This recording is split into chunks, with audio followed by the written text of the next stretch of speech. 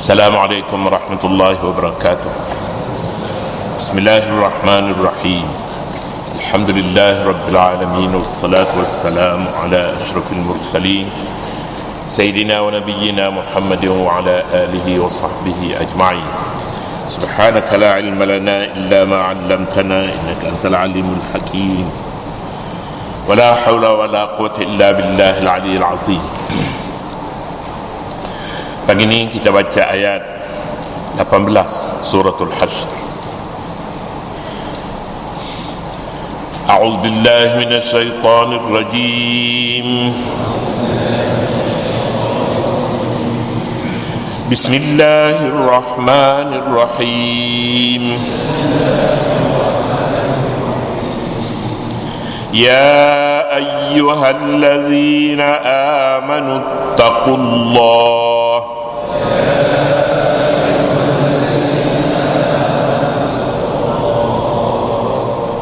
وَلْتَنْظُرْ نَفْسٌ مَّا قَدَّمَتْ لِغَدٍ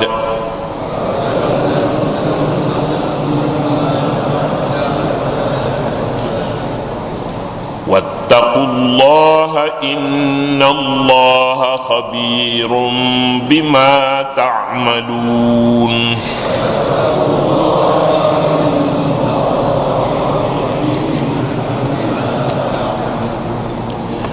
ولا تكونوا كالذين نسوا الله فأنساهم أنفسهم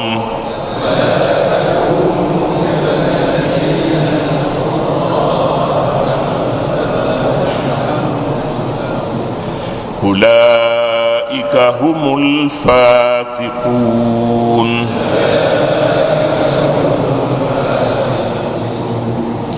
Sadaqallahul azim. Ya ayyuhalladzina amanu taqullaha, wahai orang-orang yang beriman, bertakwalah kamu kepada Allah dengan mengerjakan suruhannya dan meninggalkan segala larangannya. Wal tanzur nafsum ma qaddamat lighad, dan hendaklah tiap-tiap diri melihat dan memerhatikan apa yang dia telah sediakan dari amal-amalnya untuk hari esok, yakni hari akhirat. Wattaqullah, dan sekali lagi diingatkan bertakwalah kepada Allah.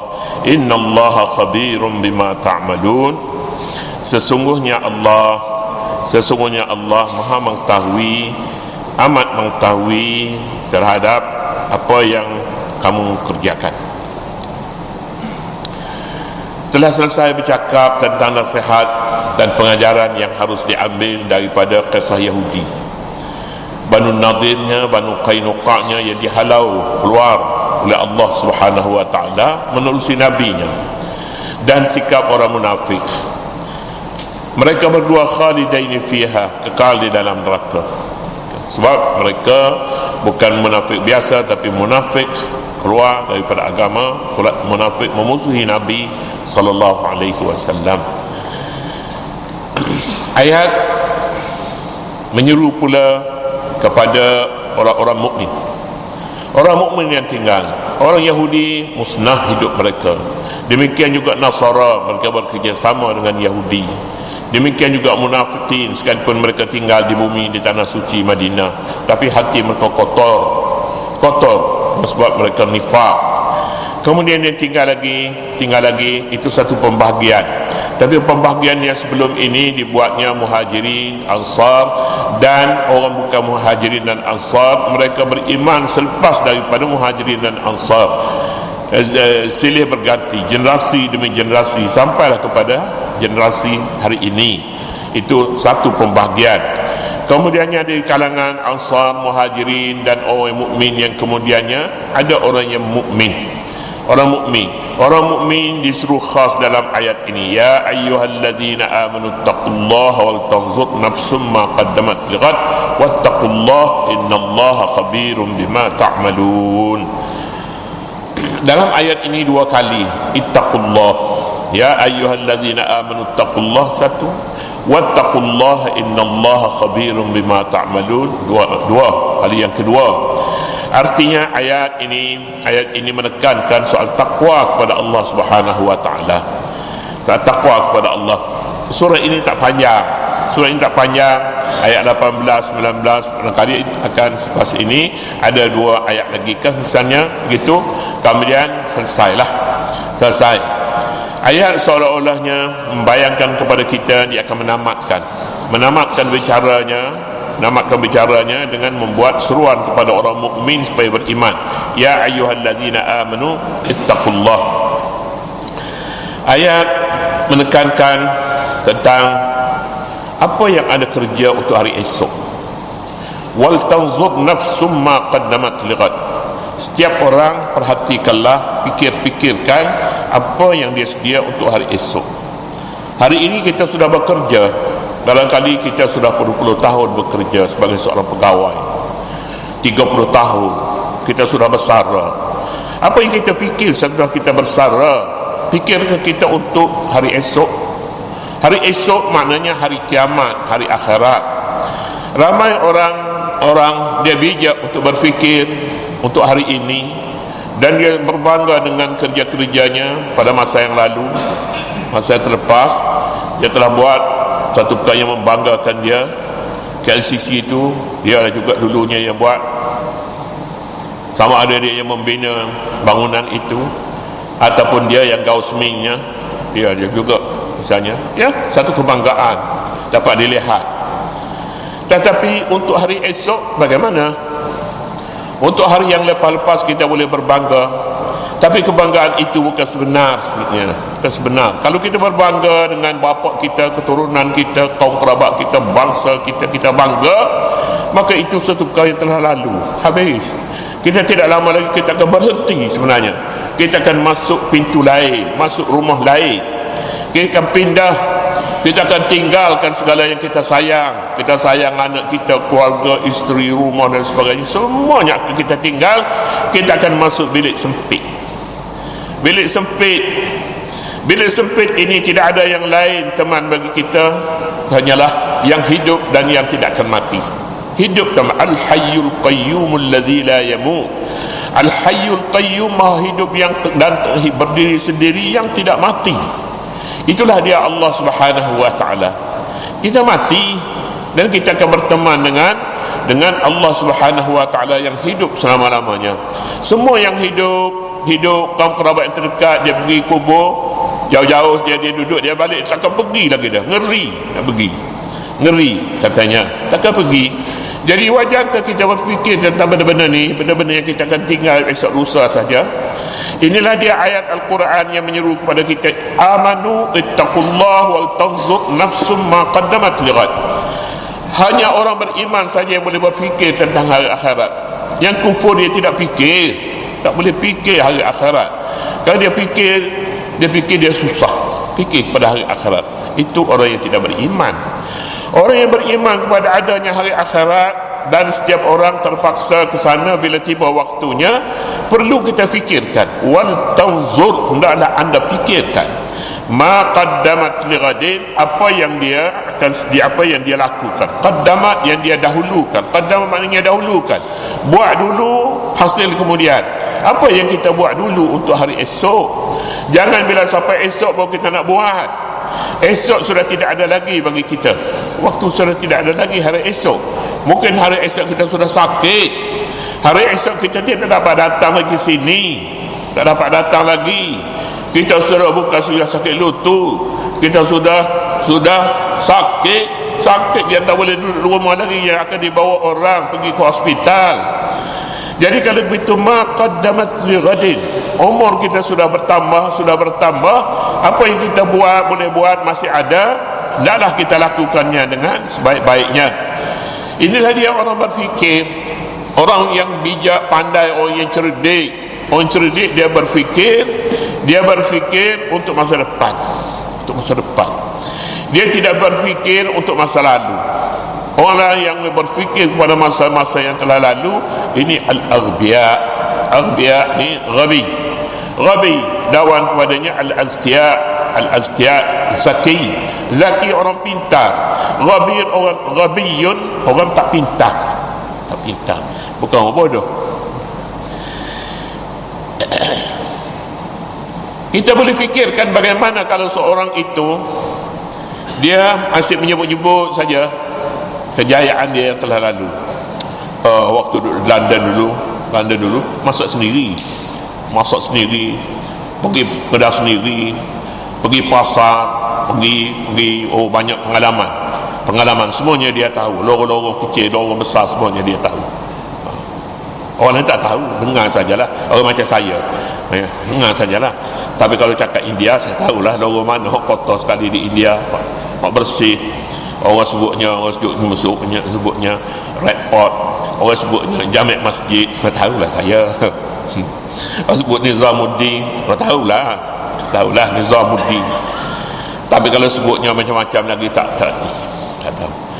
Baik, ini yang telah lalu, sama ada yang buruknya, yang baiknya, yang kotornya, yang bersihnya, kita sebut yang telah lalu. Perbuatan kita yang telah lalu, kerja-kerja besar, orang tu naik pangkat, kita naik, kita bantu, kita tolong. Sekarang ni dia menjadi tokai besar, dia dah lupa kat kita misalnya.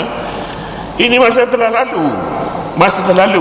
Untuk masa depan, apakah amal yang kita lakukan? Duha, kita salat ke duha? Kita salat ke malam? Kita baca Quran berapa kali dalam setahun? Tamat.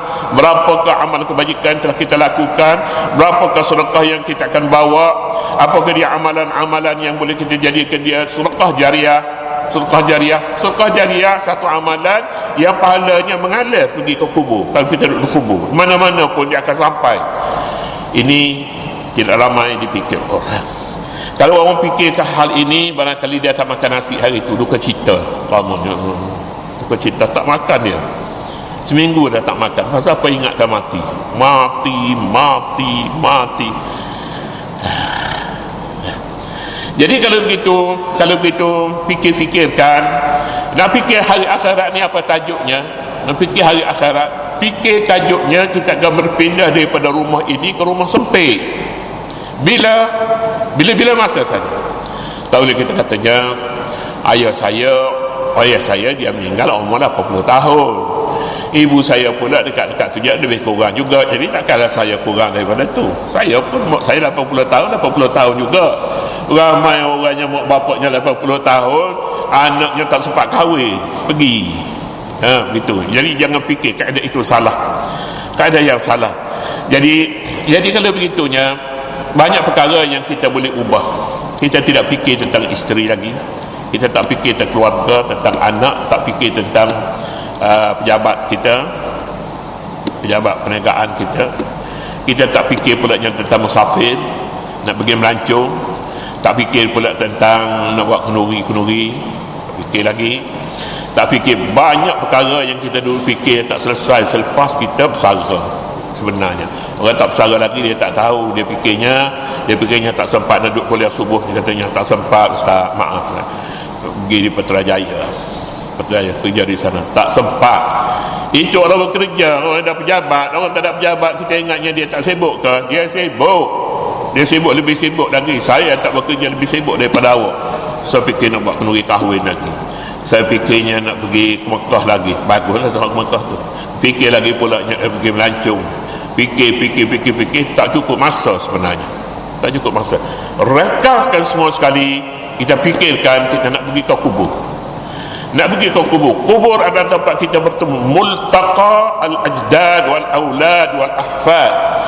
Kubur ini tempat pertemuan datuk nenek. Tok nenek kita.